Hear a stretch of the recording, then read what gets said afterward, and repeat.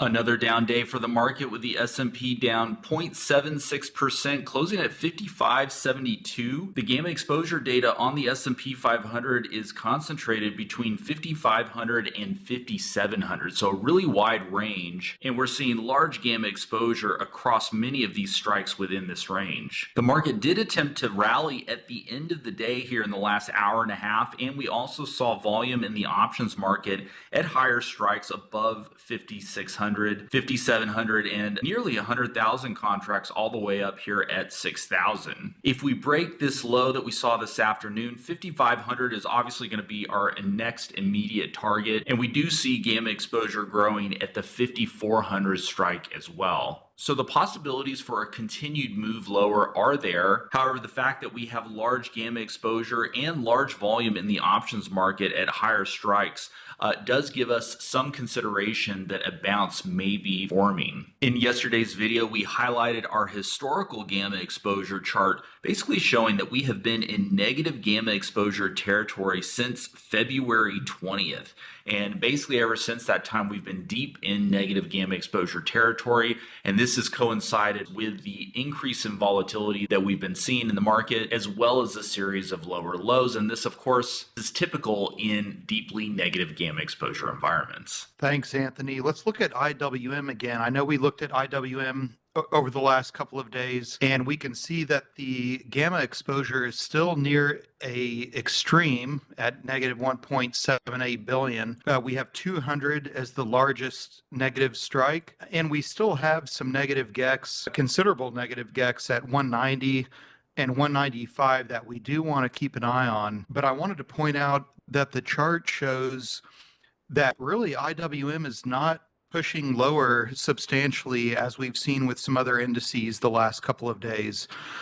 Basically today closed right at that lower Keltner channel, and with the whole moving average declining to the extent that it has, it's almost crossed below the current price. As far as a bullish signal goes, I don't care if IWM crosses over the whole or if the whole moving average crosses underneath the price, but once we see price over the whole, to me, that's a bullish signal from a tactical standpoint.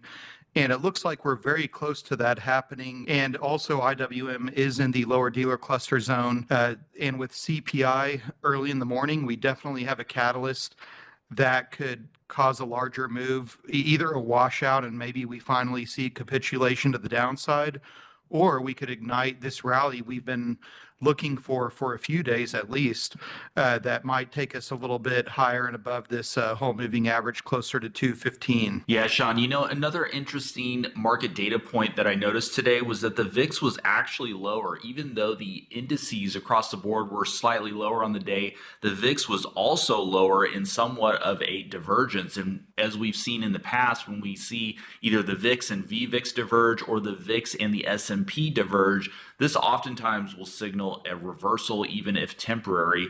And the VIX actually reversing off or just under the gamma exposure level at the 30 strike. The largest gamma exposure is at the 25 strike, and that's significantly larger. And so a continuation down to this 25 level seems to be in the cards in the next couple of days. And so like you mentioned, Sean, we may need to wait until CPI comes out tomorrow to get a decision either up or down. But I think following that, we will see volatility come in. And that's what the gamma exposure data is suggesting here as well. Yeah, great points on the VIX, Anthony. And I noticed some of the same things. I just wanted to help our viewers visualize what we were seeing here. Look at the volume at 20. Not a large GEX cluster, but considerable volume. And same at 25, which is a little lower than where we are. I'm still looking for the break below this 26 whole moving average to signal that this volatility spike is over. We're going into CPI tomorrow, so you could easily have participants hedging their exposure in case of a large volatility spike without necessarily indicating that that's the most likely outcome. So we still have meaningful GEX at higher strikes, from 30 up to 42.5. I'm encouraged by what we're seeing with the indices and the VIX combined. it looks like we're likely closer to a more sizable bounce. Next, let's take a look at Bitcoin. Bitcoin trading just around the 83,000 level in after hours. Big move, which is continuing late in the day here, up 6%. The chart's forming what looks to be a potential double bottom just above the 75,000 level. The largest game exposure concentration is still at this 100,000 strike. So even though we saw this big dip all the way nearly to 75,000 earlier today, we're still seeing large gamma exposure and large volume continuing to come in the options market at that 100,000 strike. The year-to-date anchored VWAP is sitting just below the 95,000 level. So if this bounce can sustain, we could see a move. We're nearly above zero gamma exposure. So once we get into positive gamma exposure territory, we could see the bounce sustain above that level and see some momentum start to generate, I would suspect, through this anchored VWAP level and approaching this 100,000 strike up here. That could take a few weeks to play out to get up there. However, I think on a day like today, after the big sell-off that we've seen over the last couple of weeks, this move in Bitcoin is starting to actually look good and bringing some potential risk on sentiment back into markets. Anthony, one of the market leaders that caught my attention today was Apple, which we've discussed recently. What I noticed was we're basically at this lower Keltner channel.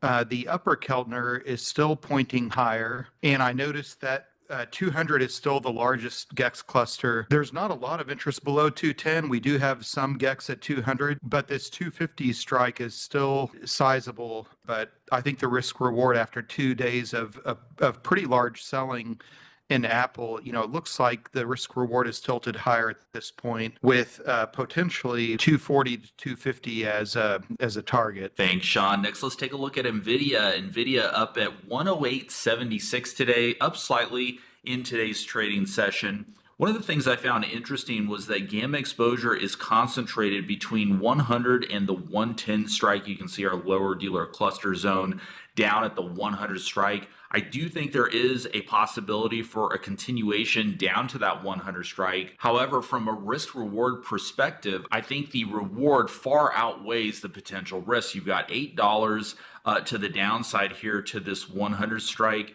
But on the upside, we're seeing volume between the 110 strike all the way up to the 130 strike. And so even though gamma exposure really has not started growing at these levels, the amount of volume coming in today was quite significant at all of these higher strikes. We are in a little bit of a no man's land here around the 110 level, but we do have the zero gamma exposure level at 115. So I think a bounce or a continued bounce through the 115 level, and I would be looking for a move up into this year-to-date anchored VWAP and potentially the 130 strike. That to me looks like an obvious target if momentum catches back on. So from a risk reward standpoint, we've got about $8 to the downside, which is targeting that 100 strike. And in my assessment, we've got the potential for $22 to the upside towards that 130 strike. And that would bring us into a level that has served as support and resistance over the course of the last several months. So that does seem like a natural target if momentum returns.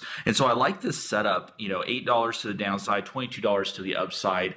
And one potential way to mitigate your risk is to use option strategies in order to lower your potential risk even further while still capturing the upside if Nvidia does move to that 130 strike. I think the move would come in a relatively short period of time, probably within the next 30 days if it does materialize. And so I do think using an option strategy would actually be very effective in this situation. And if you're interested in learning how we use gamma exposure to build a portfolio of option strategies, head on over to geeksoffinance.com. You can get access to our gamma exposure dashboard and our option flow analytics tools. And we also just rolled out our algorithmic trading strategies, which is included in all memberships. So be sure to check that out as well. And we are running a promotion, $300 off our yearly portfolio manager tier subscription.